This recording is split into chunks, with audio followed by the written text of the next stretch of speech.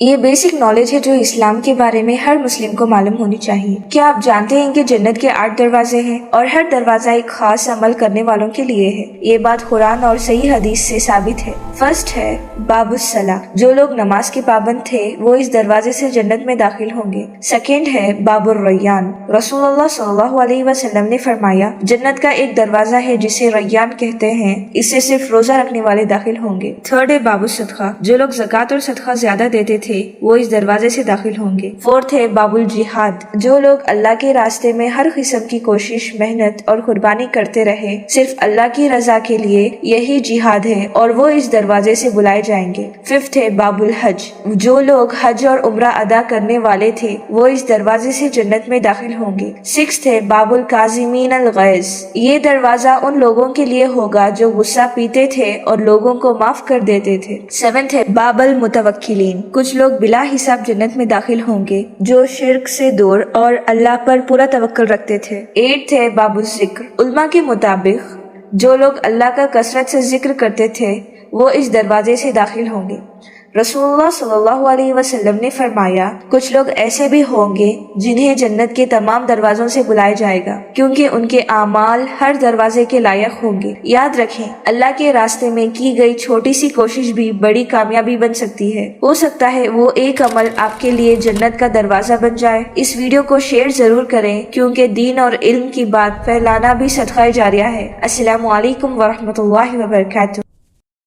मैंने अपने last video में जन्नत के 8 दरवाजों के बारे में बताया था। जिस तरह जन्नत के 8 दरवाजे हैं उसी तरह जहन्नम के 7 दर्जे हैं। कुरान में जहन्नम के लिए 7 नाम आए हैं और उल्मा के मुताबिक ये मुख्तलिफ दर्जे हैं जहाँ लोगों को उनके गुनाहों और आमाल के हिसाब से सजा दी जाए। अपने फ्रेंड्स के साथ ये इल्म जरूर शेयर करें और इस वीडियो को एंड तक जरूर देखें ताकि आप अपनी जिंदगी को सुधार सकें। फर्स्ट दर्जा है जहन्नम, ये सबसे आम दर्जा है उन लोगों के लिए जो ईमान लाए लेकिन अमल करने में बहुत कमजोर है और जो छोटे छोटे गुनाह करते हैं। सेकंड दर्जा लज़ा, ये उन लोगों के लिए है जो शिर्क या बड़ा गुनाह करते हैं। थर्ड दर्जा हुतमा, ये उन लोगों के लिए है जो जुल्म, नफरत और बुरे अमाल करते हैं। फोर्थ दर्जा सैर, ये उन लोगों के लिए है जो दुनिया के शौक और नुकसानियत में मुब्तला हैं और यतीमों का हक खाए हुए हैं और आखिरत को भूल गए हुए हैं। कुरान के मुताबिक सैर द ब्लेजिंग फायर ऑफ जहन्नम है, तेज भड़कती हुई जहन्नम की आग। तेज भड़कती हुई जहन्नम की आग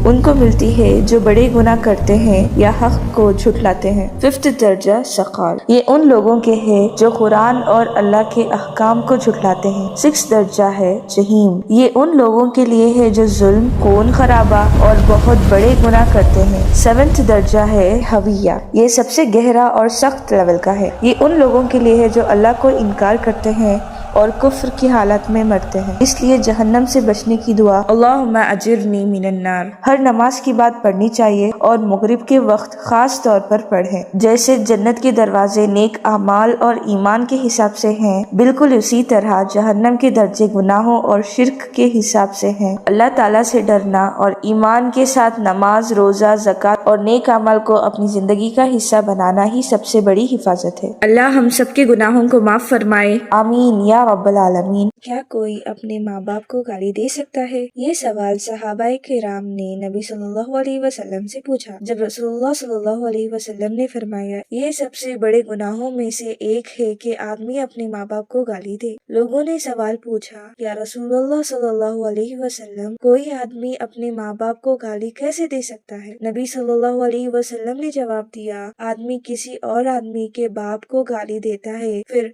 दूसरा आदमी जवाब में पहले आदमी के बाप को गाली देता है और उसकी माँ को भी गाली देता है। इस तरह आदमी अपने जुबान से नहीं लेकिन अपने अमाल से अपने माँ बाप को गाली देने का सबब बन जाता है। इसलिए इस्लाम में ये गुनाह डायरेक्ट भी है और इनडायरेक्ट भी है। दोनों सूरतों में ये बहुत बड़ा गुनाह है। वालिदैन की इज्जत सिर्फ अपने लिए नहीं दूसरों के वालिदैन के लिए भी फर्ज है। गुस्सा हो, मजाक हो या बदला, कोई भी वजह हो, माँ बाप पर बात आना सख्त गुनाह है। जो अपने वालिदैन की इज्जत करता کرتا ہے اللہ اس کی عزت بلند کر دیتا ہے۔ اگر یہ بات سمجھ آ گئی ہے تو اپنی زبان کی حفاظت کیجیے اور اس ویڈیو کو شیئر کیجیے۔ السلام علیکم ورحمۃ اللہ وبرکاتہ۔ کیا آپ جانتے ہیں کہ اس دنیا کے سب سے پہلے حافظ قرآن کون بنے اور یہ مقدس کتاب 1400 سال گزرنے کے باوجود بنا کسی تبدیلی کے ہم تک کیسے پہنچی؟ سب سے پہلے حافظ قرآن بننے کا عظیم شرف کائنات کی سب سے عظیم ہستی اللہ کے نبی حضرت محمد صلی اللہ علیہ وسلم کو حاصل ہوئی۔ جب بھی اللہ کی طرف سے وحی نازل ہوتی، اللہ کے نبی اس وقت اسے اپنے سینے مبارک میں محفوظ فرما لیتے تھے۔ یوں قرآن سب سے پہلے اللہ کے نبی کے دل میں اترا،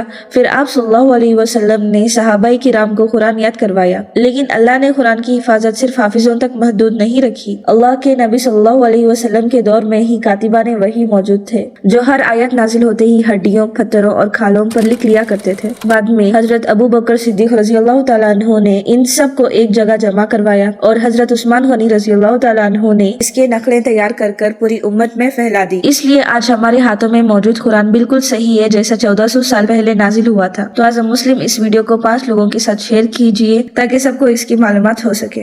کیا آپ بھی سجدہ کرتے وقت صرف سبحان ربی الاعلیٰ 3 مرتبہ پڑھتے ہیں؟ دیکھیں یہ سنت ہے، لیکن ایک بات یاد رکھیں، حدیث میں آتا ہے کہ رسول اللہ صلی اللہ علیہ وسلم نے فرمایا بندہ اپنے رب کے سب سے قریب سجدے میں ہوتا ہے، اس لیے سجدے میں زیادہ دعا کیا کرو۔ جب سجدہ قبولیت کا لمحہ ہے تو صرف تسبیح پر ہی کیوں رک جائیں؟ سجدے میں آپ انبیاء کی دعائیں بھی پڑھ سکتے ہیں۔ حضرت یونس علیہ السلام کی دعا لا الہ الا انت سبحانک انی کنت من الظالمین۔ حضرت موسیٰ علیہ السلام کی دعا بھی پڑھ سکتے ہیں رب انی لما انزلت الی من خیر فقیر۔ ان دعاؤں کے علاوہ آپ اور بھی چھوٹی چھوٹی دعائیں پڑھ سکتے ہیں جیسے حسبی اللہ لا الہ الا ہوا، اللہ میرے لیے کافی ہے، اللہم اجرنی من النار، اے اللہ مجھے جہنم سے بچا لے، ربی زدنی علما، اے میرے رب میرے علم میں اضافہ فرما، اللہم انی اسألک الجنہ، اللہ تعالیٰ مجھے جنت عطا فرما، یا حی یا قیوم برحمتک استغیث، اے زندہ اور سب کو سنبھالنے والے رب میں تیری رحمت سے مدد چاہتی ہوں۔ ان میں سے آپ کوئی بھی چھوٹی دعا سجدے میں پڑھ سکتے ہیں۔ الگ الگ سجدوں میں آپ الگ الگ دعا بھی پڑھ سکتے ہیں۔ پھر اپنی زبان میں اپنے ہر ضرورت اللہ کے سامنے رکھ دیجئے۔ یاد رکھیں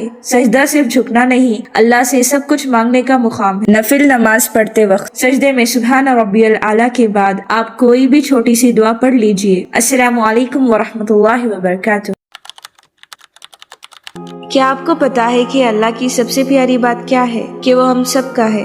وہ اس کا بھی ہے جو نماز پڑھتا ہے اور وہ اس کا بھی ہے جو نماز نہیں پڑھتا۔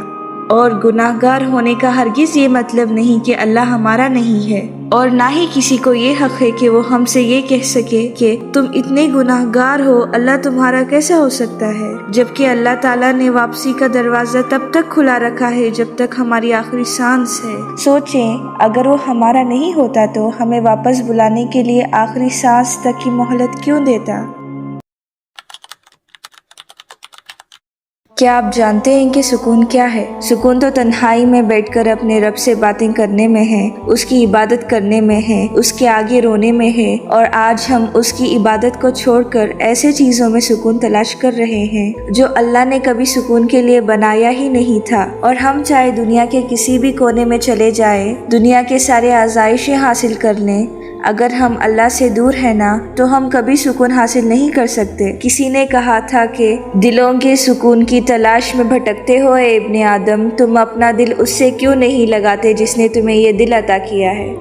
حضرت سلیمان علیہ السلام نے اپنے رب سے عرض کیا، اے میرے پروردگار مجھے اجازت دے کہ میں تیری ساری مخلوق کو کھانا کھلا سکوں۔ اللہ تعالیٰ نے وحی بھیجی، اے سلیمان تم اس پر قدرت نہیں رکھتے، لیکن حضرت سلیمان علیہ السلام نے بار بار گزارش کی، پہلے پورے سال کی، پھر 7 دن کی، اور آخر میں کہا، اے میرے رب کم سے کم 1 دن کی تو اجازت دے دیجئے۔ آخرکار اللہ نے 1 دن کی اجازت عطا فرما دی۔ حضرت سلیمان علیہ السلام نے انسانوں، جناتوں اور اپنی فوج کو حکم دیا سب حلال جانور جمع کیے جائیں، بڑے بڑے برتنوں میں کھانا پکایا جائے، ہواؤں کو حکم دیا گیا کہ دھیرے دھیرے چلیں تاکہ کھانا خراب نہ ہو۔ اتنا بڑا دسترخوان بچھایا گیا کہ اگر کوئی ایک طرف سے چلنا شروع کرے تو دوسری طرف تک پہنچنے میں پورا 1 مہینہ لگ جائے گا۔ پھر وہی آواز آئی، اے سلیمان، سب سے پہلے کسے دعوت دو گے؟ حضرت سلیمان علیہ السلام نے عرض کیا، یا اللہ، میں سمندر کی مخلوق سے شروع کروں گا۔ اللہ تعالیٰ نے سمندر کی سب سے بڑی مچھلی کو حکم دیا، وہ بڑی مچھلی آئی اور کھانا شروع کر دیا۔ تھوڑی ہی دیر میں اس نے پورا دسترخوان صاف کر دیا۔ پھر مچھلی بولی، اے سلیمان، میرا پیٹ ابھی بھی نہیں بھرا، مجھے اور کھانا دو۔ حضرت سلیمان علیہ السلام حیران رہ گئے۔ مچھلی نے کہا، میں روزانہ 3 بار اتنا ہی کھاتی ہوں اور میرا رب مجھے کبھی بھوکا نہیں رکھتا۔ آج جب تم نے میرے رزق کی ذمہ داری لی تو میں بھوکی رہ گئی۔ یہ سن کر حضرت سلیمان علیہ السلام سجدے میں گر پڑے اور فرمایا، پاک ہے تو اے جلال و عزت والا، رزق دینے والا، پالنے والا صرف تو ہی ہے۔ انسان کبھی یہ نہ سمجھے کہ کھانا پانی اس کی اپنی طاقت سے آتا ہے، اصلی رزق دینے والا تو صرف تو ہی ہے۔ اور یہی اس واقعے کا سب سے بڑا سبق ہے۔ ہمیشہ اللہ پر پورا بھروسہ رکھو، رزق صرف اسی سے مانگو کیونکہ رزق کا مالک صرف وہ ہے۔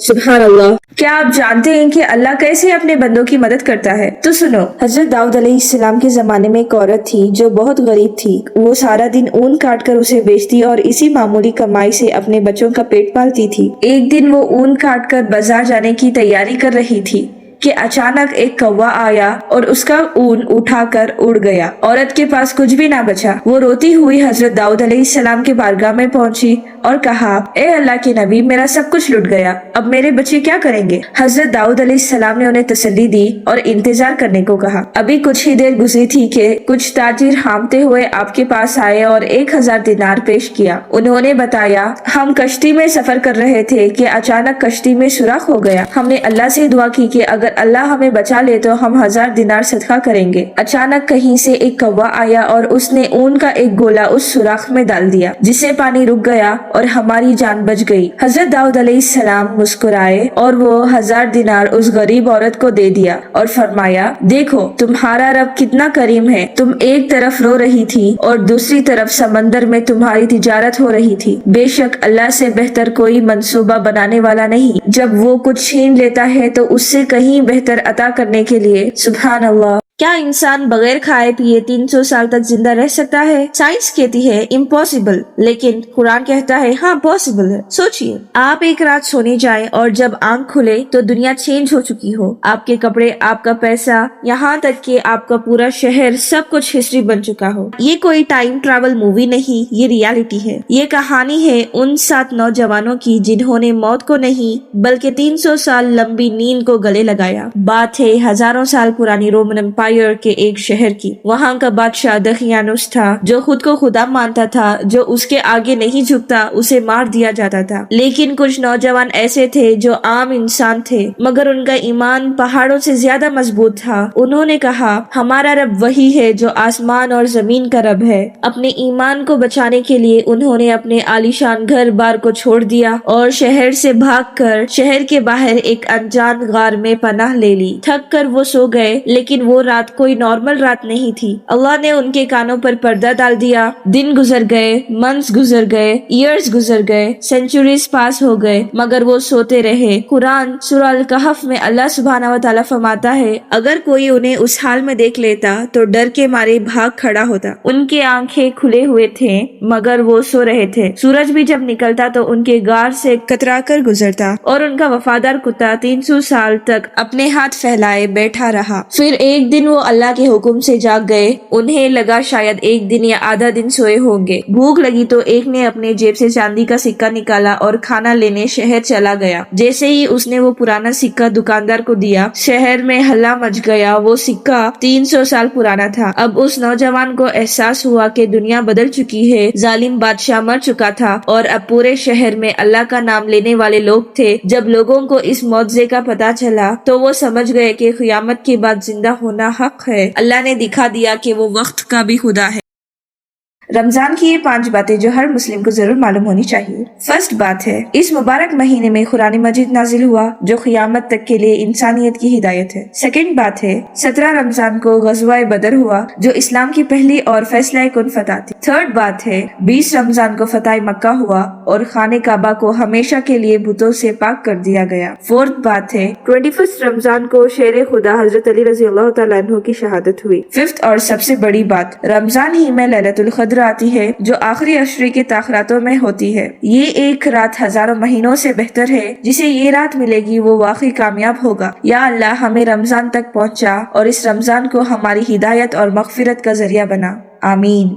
آج میں آپ کو بہت چھوٹی سی دعا بتانے جا رہی ہوں، جس میں رزق، نقصان سے بچنے، گناہوں کی معافی، ہدایت کی توفیق اور بلندی سب کچھ شامل ہے۔ یہ دعا بہت چھوٹی ہے اور اسے 2 سجدوں کے درمیان پڑھنا ہوتا ہے۔ احادیث میں آتا ہے کہ رسول اللہ صلی اللہ علیہ وسلم 2 سجدوں کے درمیان یہ دعا پڑھا کرتے تھے۔ جب آپ پہلا سجدہ کر کے اٹھتے تو یہ دعا پڑھتے، پھر دوسرا سجدہ کر لیتے۔ اس کے علاوہ بھی آپ یہ دعا کبھی بھی اور جتنی مرتبہ چاہے اتنی مرتبہ پڑھ سکتے ہیں۔ دعا یہ ہے: اللہم اغفر لی وارحمنی واہدنی واجبرنی وعافنی وارزقنی ورفعنی۔ یہ 7 الفاظ ہیں۔ اس دعا کو ترجمہ کے ساتھ یاد کریں۔ اب میں آپ کو اس دعا کو یاد کرنے کا ایک آسان طریقہ بتاتی ہوں۔ سب سے پہلے ہم اللہ سے معافی مانگتے ہیں، اللہم اغفر لی، یا اللہ مجھے معاف فرما دے۔ پھر کہتے ہیں وارحمنی، یا اللہ مجھ پر رحم فرما۔ اس کے بعد واہدنی، یا اللہ مجھے ہدایت عطا فرما۔ پھر کہتے ہیں واجبرنی، یا اللہ میری کمیاں پوری فرما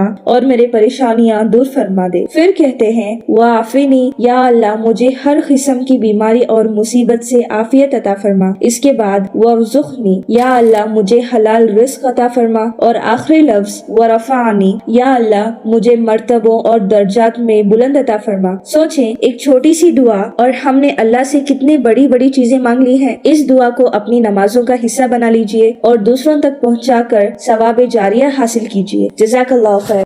دنیا کے کسی کونے میں 2 بہت بڑے پہاڑوں کے درمیان ایک ایسی دیوار موجود ہے جسے صدیوں سے انسانی آنکھوں نے نہیں دیکھا۔ یہ کوئی عام دیوار نہیں بلکہ لوہا اور پگھلے ہوئے تانبے سے بنی ہوئی ایک ایسی مضبوط ڈھال ہے جس نے دنیا کی سب سے خوفناک قوم کو قید کر رکھا ہے، یاجوج اور ماجوج۔ وہ مخلوق جن کی تعداد اتنی زیادہ ہے کہ جب وہ نکلیں گے تو سمندروں کا پانی پی کر ختم کر دیں گے۔ مگر سوال یہ ہے وہ دیوار کہاں ہے اور وہ ہر روز اس کے ساتھ کیا کرتے ہیں؟ حضرت ذوالقرنین نے جب اللہ کے حکم سے یہ دیوار بنائی تو اسے اتنا مضبوط بنا دیا کہ صدیوں تک کوئی اسے توڑ نہ سکا۔ مگر یاجوج اور ماجوج ہر روز صبح سے شام تک اس دیوار کو چاٹتے اور کھودتے رہتے ہیں۔ جب دن ختم ہوتا ہے اور دیوار اتنی پتلی ہو جاتی ہے کہ انہیں دوسری طرف کی روشنی نظر آنے لگتی ہے تو ان کا سردار کہتا ہے اب باقی کل کریں گے، اور یہی ان کا سب سے بڑا راز ہے، سب سے بڑی ناکامی۔ اگلی صبح جب وہ واپس آتے ہیں تو اللہ کے حکم سے وہ دیوار پہلے سے بھی زیادہ مضبوط ہو چکی ہوتی ہے۔ یہ سلسلہ صدیوں سے چلا رہا ہے اور تب تک چلتا رہے گا جب تک اللہ کا وعدہ پورا نہیں ہو جاتا۔ ایک وقت آئے گا جب ان کا سردار کہے گا انشاءاللہ کل ہم اسے پوری طرح توڑ دیں گے، اور جس دن انشاءاللہ کہا جائے گا اس دن دیوار دوبارہ مضبوط نہیں کی جائے گی، وہ ریزہ ریزہ ہو جائے گی اور یاجوج ماجوج سیلاب کی طرح دنیا میں پھیل جائیں گے۔ کچھ لوگ کہتے ہیں یہ چائنا کی گریٹ وال ہے، کچھ اسے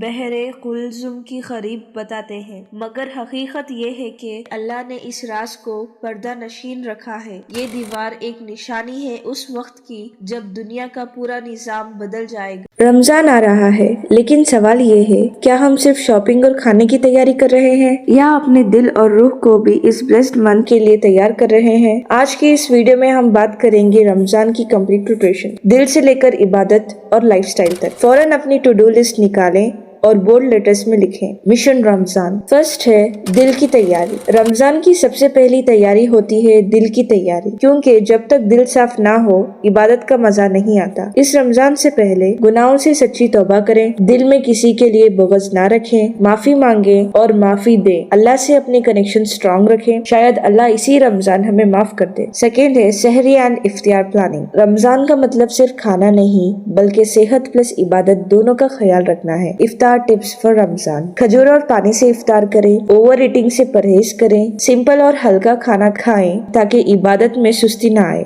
تھرڈ ہے عبادت پلاننگ: وقت پر نماز پڑھیں، تہجد ہر روز ادا کرنے کی کوشش کریں، قرآن سے دوستی کر لیں، 1 پارہ روز یا 2 رکوع صبح 2 رکوع شام پڑھنے کی کوشش کریں، دعا اور ذکر کریں۔ یا اللہ اس رمضان ہمیں وہ بنا دے جو تو پسند کرتا ہے، ہمارے گناہ معاف فرما، ہمارا دل صاف فرما اور ہمیں اپنے قریب کر لے۔ اگر ہم اس رمضان میں نہ بدلے تو پھر کب بدلیں گے؟ اس بار رمضان اپنی ٹو ڈو لسٹ میں معافی اور صبر کو سب سے اوپر رکھے۔ اللہ ہم سب کی عبادت قبول فرمائے، آمین۔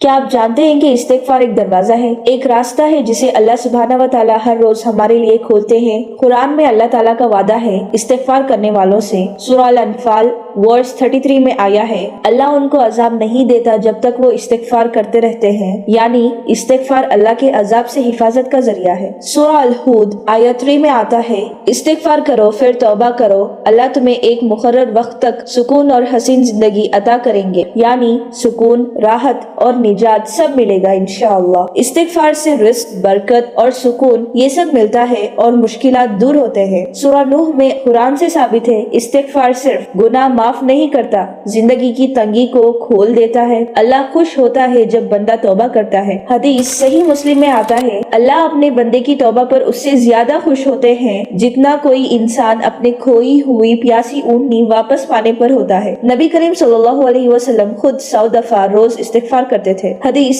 صحیح مسلم میں رسول اللہ صلی اللہ علیہ وسلم نے فرمایا، میں روزانہ 100 مرتبہ اللہ سے استغفار کرتا ہوں۔ سبحان اللہ۔ جو نبی کریم صلی اللہ علیہ وسلم گناہ سے پاک تھے وہ بھی روز 100 دفعہ استغفار پڑھتے تھے، تو ہم کیوں نہیں؟ استغفار کہنا مشکل وقت کو آسان بناتا ہے، دل کے بوجھ کو ہلکا کرتا ہے اور اللہ کے دروازے ہمارے لیے کھول دیتا ہے۔ استغفار کی حقیقی طاقت گناہوں کی معافی، رزق کی برکت، پریشانیوں سے نجات، دل کا سکون، دعاؤں کی قبولیت، زندگی کی تنگی دور ہوتی ہے۔ تو آج سے روزانہ کم سے کم 100 مرتبہ استغفر اللہ ضرور پڑھنا شروع کریں۔ آپ 100 سے زیادہ بار بھی پڑھ سکتے ہیں اور آپ 1000 بار بھی پڑھ سکتے ہیں۔ جتنا زیادہ پڑھیں گے اتنا زیادہ اثر ہوگا۔ اپنی زندگی میں خود آپ تبدیلی محسوس کریں گے انشاءاللہ۔ اور اس میسج کو شیئر کریں، شاید آپ کی وجہ سے کسی کی زندگی آسان ہو جائے۔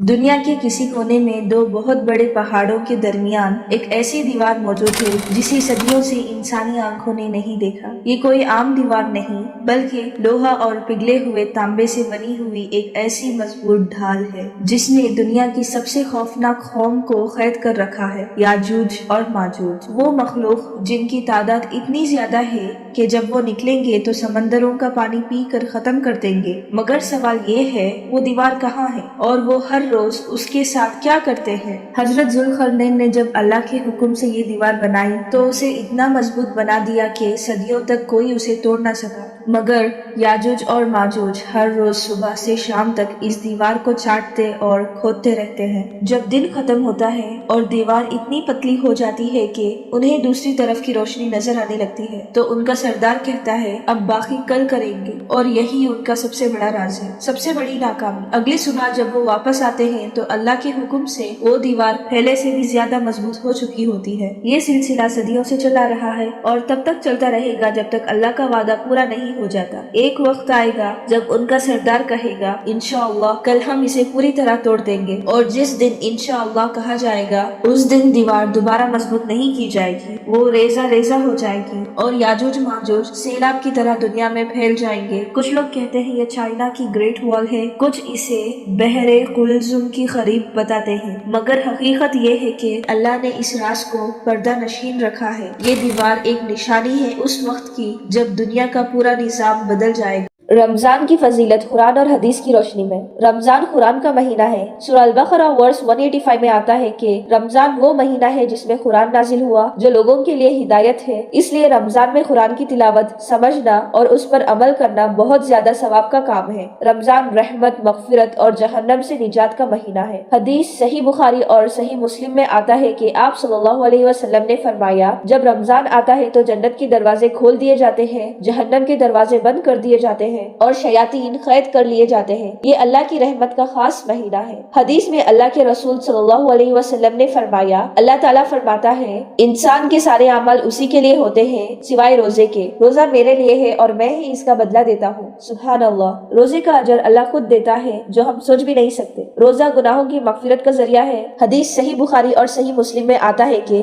آپ صلی اللہ علیہ وسلم نے فرمایا، جو شخص ایمان اور ثواب کی نیت سے رمضان کے روزے رکھے اس کے پچھلے گناہ गुनाह माफ कर दिए जाते हैं। सुभान अल्लाह। इसलिए रमजान एक नई शुरुआत का मौका है। रमजान सब्र और तकवा का महीना है। सूरह अल बकरा वर्स 183 में आता है, रोजा तुम पर इसलिए फर्ज किया गया ताकि तुम तकवा हासिल करो। नमाज, ज़कात और हज ये सब दूसरे लोग देख सकते हैं, लेकिन रोजा सिर्फ अल्लाह जानता है कि बंदा सच में रोजा है या नहीं। इसलिए ये इबादत बिल्कुल अल्लाह के लिए होती है। तो आइए इस रमजान अपनी नीयत को खालिस रखें, रोजा अल्लाह के लिए रखें और उसके फजल का शुक्र अदा करें। और इस वीडियो को लाजमी शेयर कीजिए। रमजान की फजीलत कुरान और हदीस की रोशनी में। रमजान कुरान का महीना है। सूरह अल बकरा वर्स 185 में आता है कि रमजान वो महीना है जिसमें कुरान नाजिल हुआ, जो लोगों के लिए हिदायत है। इसलिए रमजान में कुरान की तिलावत, समझना और उस पर अमल करना बहुत ज्यादा सवाब का काम है। रमजान रहमत, मगफिरत और जहन्नम से निजात का महीना है। हदीस सही बुखारी और सही मुस्लिम में आता है कि आप सल्लल्लाहु अलैहि वसल्लम ने फरमाया, जब रमजान आता है तो जन्नत के दरवाजे खोल दिए जाते हैं, जहन्नम के दरवाजे बंद कर दिए जाते हैं और शयातीन कैद कर लिए जाते हैं। ये अल्लाह की रहमत का खास महीना है। हदीस में अल्लाह के रसूल सल्लल्लाहु अलैहि वसल्लम ने फरमाया, अल्लाह ताला फरमाता है, इंसान के सारे अमल उसी के लिए होते हैं सिवाय रोजे के। रोजा मेरे लिए है और मैं ही इसका बदला देता हूँ। सुभान अल्लाह। रोजे का अजर अल्लाह खुद देता है, जो हम सोच भी नहीं सकते। रोजा गुनाहों की मगफिरत का जरिया है। हदीस सही बुखारी और सही मुस्लिम में आता है कि आप सल्लल्लाहु अलैहि वसल्लम ने फरमाया, जो शख्स ईमान और सवाब की नीयत से रमजान के रोजे रखे, उसके पिछले गुनाह माफ कर दिए जाते हैं। सुभान अल्लाह। इसलिए रमजान एक नई शुरुआत का मौका है। रमजान सब्र और तकवा का महीना है। सूरह अल बकरा वर्स 183 में आता है, रोजा तुम पर इसलिए फर्ज किया गया ताकि तुम तकवा हासिल करो। नमाज, ज़कात और हज ये सब दूसरे लोग देख सकते हैं, लेकिन रोजा सिर्फ अल्लाह जानता है कि बंदा सच में रोजा है या नहीं। इसलिए ये इबादत बिल्कुल अल्लाह के लिए होती है। तो आइए इस रमजान अपनी नीयत को खालिस रखें, रोजा अल्लाह के लिए रखें और उसके फजल का शुक्र अदा करें। और इस वीडियो को लाजमी शेयर कीजिए। अगर आप ये वीडियो देख रहे हैं तो समझ लीजिए कि अल्लाह ने आपको एक बहुत खास दावत दी है, रमजान की दावत। मगर सवाल ये है, क्या हम वाकई तैयार हैं? रमजान सिर्फ भूख और प्यास का नाम नहीं, रमजान सिर्फ सहरी और इफ्तियार की रेसिपी का नाम नहीं। रमजान एक रूहानी ट्रेनिंग कैंप है और हर ट्रेनिंग से पहले वार्म अप जरूरी होता है। क्या आपको याद है, लास्ट रमजान हमने सोचा था कि इस बार पूरा कुरान पढ़ेंगे, इस बार नमाजों में दिल लगाएंगे, इस बार अपनी जिंदगी बदल देंगे। लेकिन सच ये है कि बहुत कुछ रह गया। नमाज भी जल्दी, कुरान भी बस तिलावत तक और रमजान भी खत्म हो गया। मगर हम वही के वही। और सबसे ज्यादा दर्दनाक बात ये थी कि रमजान चला गया। इस बार हम वो गलतियां रिपीट नहीं करेंगे। इस बार हम रमजान के लायक बनेंगे इंशाअल्लाह। आज की इस वीडियो में हम बात करेंगे प्री रमजान वार्म अप की। ये एक रोड मैप है, एक स्पिरिचुअल चेकलिस्ट है जो हमें रमजान से पहले स्ट्रॉन्ग बनाती है। अगर हम बिना तैयारी के रमजान में एंटर हुए तो अक्सर होता ये है, पहले 10 दिन सिर्फ थकान, दूसरे 10 दिन रूटीन और आखिरी 10 दिन बस अफसोस।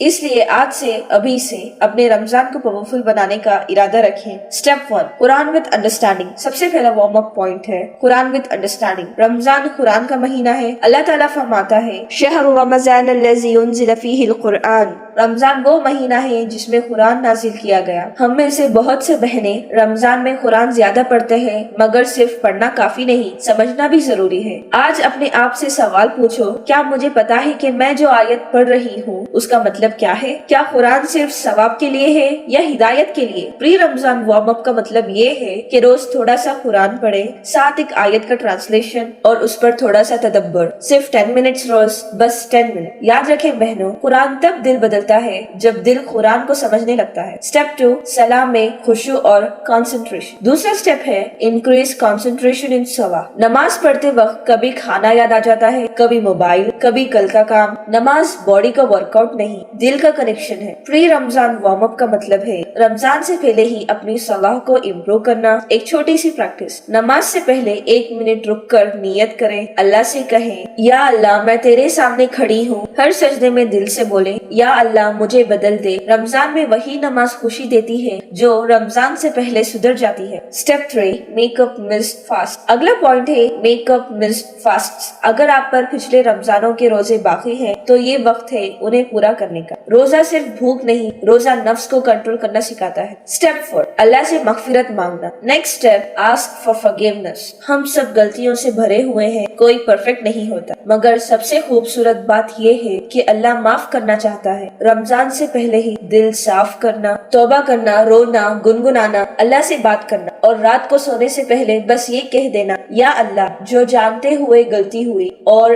جو انجانے میں ہوئی سب معاف فرما۔ یاد رکھیں صاف دل کے ساتھ آیا رمضان زندگی بدل دیتا ہے۔ اسٹیپ 5 چیریٹی پلان بنانا۔ اگلا پوائنٹ ہے چیریٹی پلان۔ رمضان صرف عبادت کا نہیں رحمت بانٹنے کا مہینہ ہے، لیکن چیریٹی تب پاورفل ہوتی ہے جب وہ پلانڈ ہو۔ آج ہی ڈیسائیڈ کرے روزانہ کتنا صدقہ دینا ہے، کس کے لیے دینا ہے اور کیسے دینا ہے۔ ضروری نہیں صرف پیسے ہی ہو، مسکراہٹ، کسی کی مدد، کسی کے لیے دعا کرنا، یہ سب بھی صدقہ ہے۔ پری رمضان وارم اپ کا مطلب ہے دل کو سخی بنانا ہے۔ Step 6 rules of fasting revise کرنا۔ نیکسٹ ہے رولز آف فاسٹنگ ریوائز کرنا۔ بہت سی غلطیاں صرف اسی لیے ہوتی ہیں کیونکہ ہم میں علم نہیں ہوتا، کن چیزوں سے روزہ ٹوٹتا ہے کن سے نہیں، اور روزے کے خاص مسائل، یہ سب رمضان سے پہلے سیکھ لینا رمضان کو آسان اور سکون بھرا بنا دیتا ہے۔ علم کے ساتھ عبادت ڈبل ریوارڈ لاتی ہے۔ اسٹیپ 7 ایک سنہ کو زندہ کرنا، ریوائیو سنہ۔ سنہ کوئی ہیوی چیز نہیں ہوتی، سنہ اصل میں لائف کو سمپل اور بیوٹیفل بناتی ہے۔ سوچیں اگر ہم رمضان سے پہلے صرف ایک سنہ اپنی زندگی میں لے آئے تو اللہ کتنا خوش ہوتا ہوگا۔ کچھ آسان سنتیں، مسواک کا استعمال، کھانے سے پہلے اور بعد کی دعا پڑھنا، رائٹ سائڈ سے کام شروع کرنا، سونے سے پہلے آیت الکرسی پڑھنا، مسکرا کر بات کرنا۔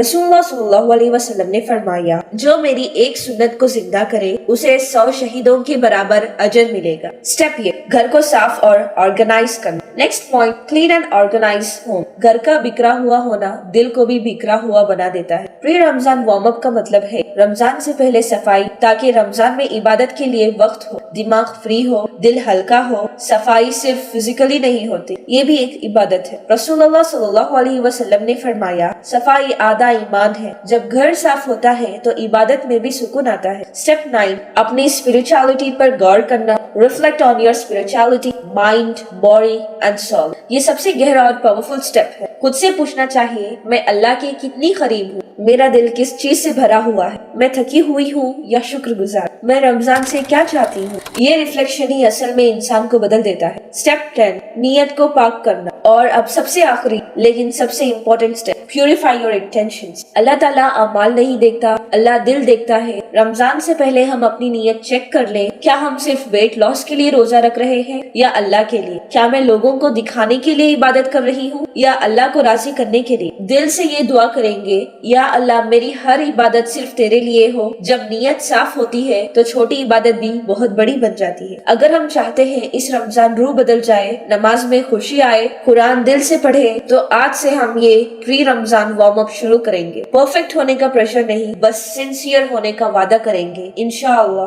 کیا آپ جانتے ہیں کہ ہر مسلم کو روزانہ یہ 5 کام ضرور کرنے چاہیے؟ اور ہاں 5th والا مس مت کرنا۔ نمبر 1 سونے سے پہلے سورہ ملک پڑھیں تاکہ اللہ تعالیٰ ہمیں خبر کے عذاب سے محفوظ رکھے۔ نمبر 2 ہر فرض نماز کے بعد آیت الکرسی پڑھیں کیونکہ یہ جنت میں داخل ہونے کا ذریعہ بنتی ہے۔ نمبر 3 روزانہ 3 مرتبہ سورہ اخلاص پڑھیں، اس سے پورا قرآن شریف پڑھنے کا ثواب ملتا ہے۔ نمبر 4 100 مرتبہ پڑھیں سبحان اللہ و بحمدہ سبحان اللہ العظیم، یہ 2 کلمات اللہ کے نزدیک سب سے زیادہ محبوب ہیں۔ نمبر 5 لاسٹ اور سب سے اہم، روزانہ 3 مرتبہ یہ دعا اللہ سے مانگے اللہم انی اسألک الجنہ، یعنی اے اللہ میں تجھ سے جنت کا سوال کرتی ہوں۔ اور اس ویڈیو کو ضرور شیئر کریں۔ جزاک اللہ خیر۔